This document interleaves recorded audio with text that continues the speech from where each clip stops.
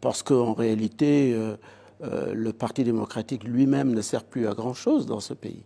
Mais comment expliquer une telle saignée dans les rangs de ce parti ces 2 dernières années? Parce que c'est allé très vite.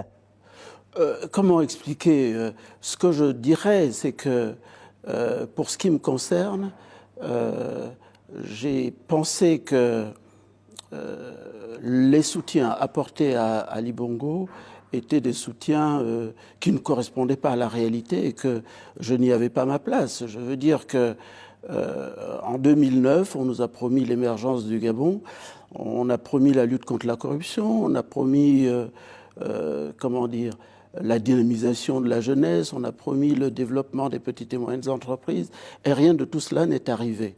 On a promis une gestion plus rigoureuse, plus sérieuse des finances publiques, et on en est très loin.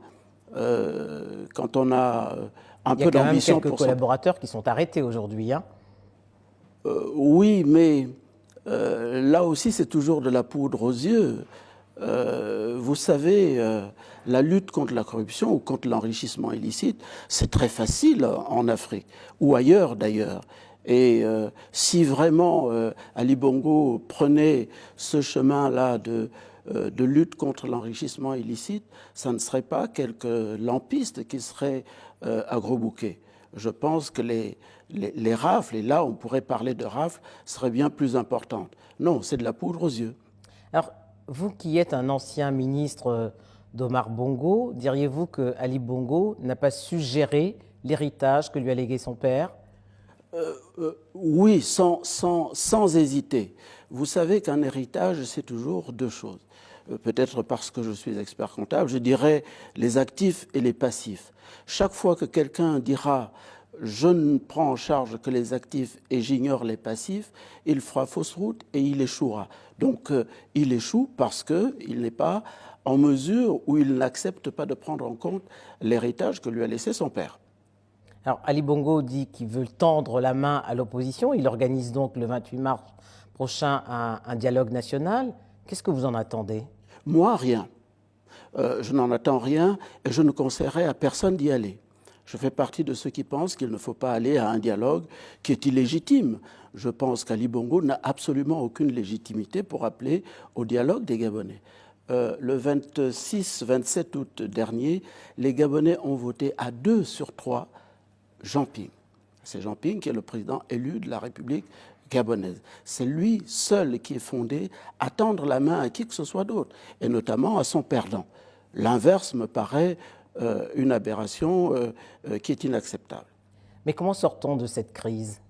Bien, on sort de la crise en respectant le verdict des urnes. Tout le monde, la terre entière aujourd'hui, sait que le vainqueur de l'élection présidentielle au Gabon, au mois d'août dernier, est M.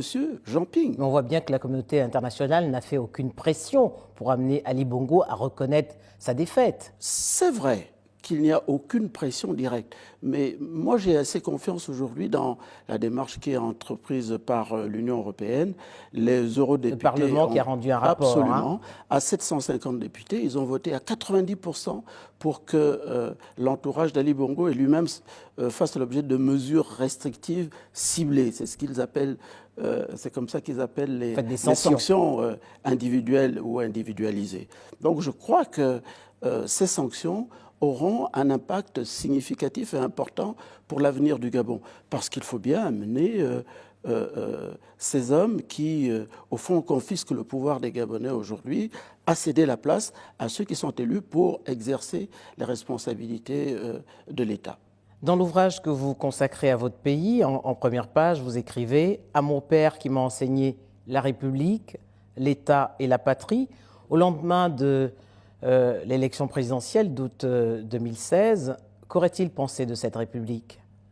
Il en aurait été très malheureux. Je crois que si je le suis un peu, je le suis à l'image des valeurs que j'ai reçues. La République, c'est ce qu'il y a au-dessus de nous. L'État, c'est ce qu'il y a au-dessus de nous.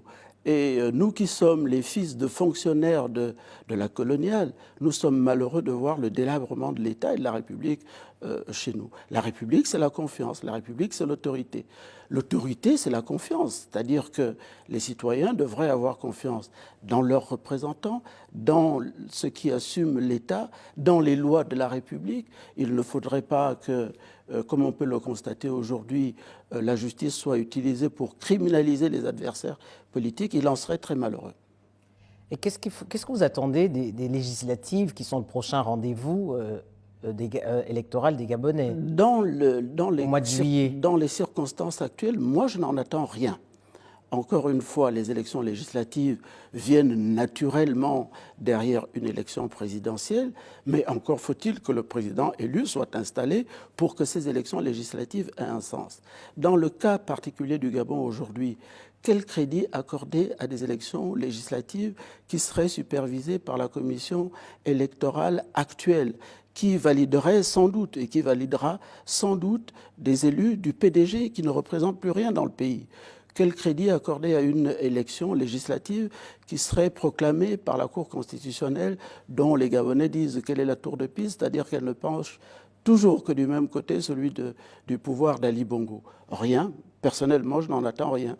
Mais en même temps, est-ce qu'il faut laisser le champ libre au PDG pour qu'il contrôle à grande majorité le Parlement? C'est le dilemme auquel nous sommes confrontés, à vrai dire. Et je crois que Jean Ping, notamment, a tout à fait raison de dire qu'il faut que nous nous méfions de la chaise vide.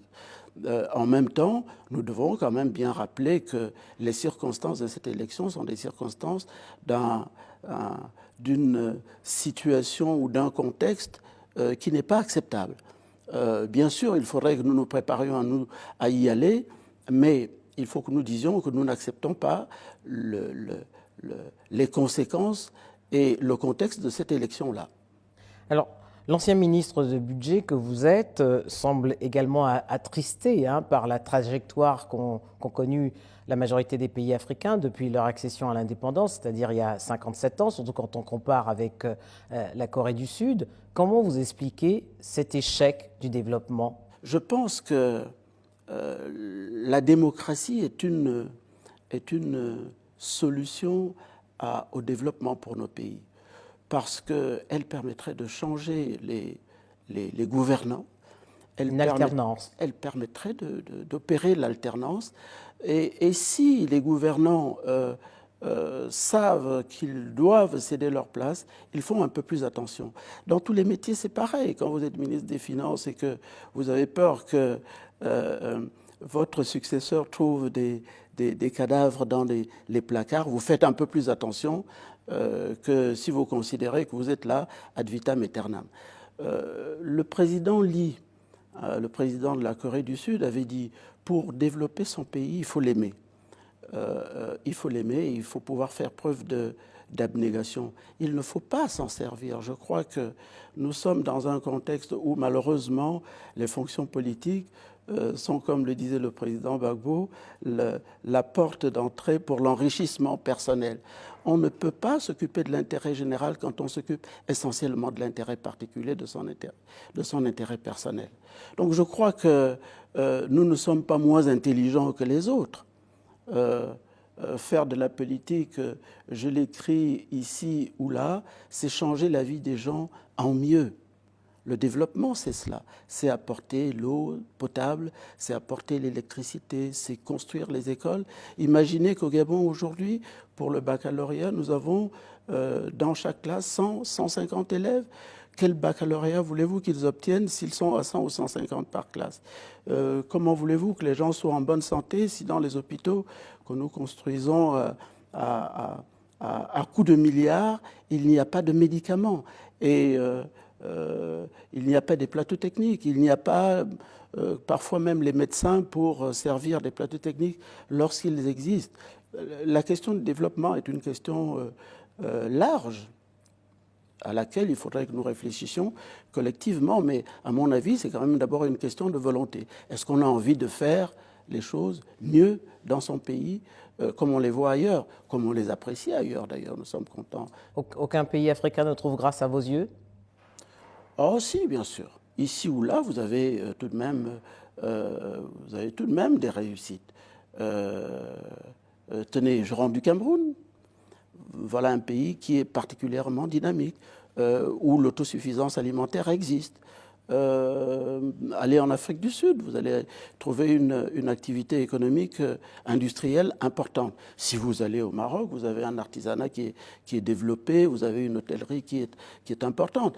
Ici ou là, on trouve des succès qui sont extrêmement importants. C'est vrai que... Mais qui sont minimes au regard des potentialités des pays. Qui sont minimes. Considérez le Gabon.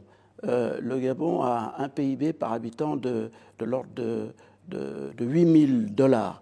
C'est presque l'équivalent de la Bulgarie ou de la Roumanie. Faites la comparaison vous-même entre la santé en Roumanie et la santé au Gabon.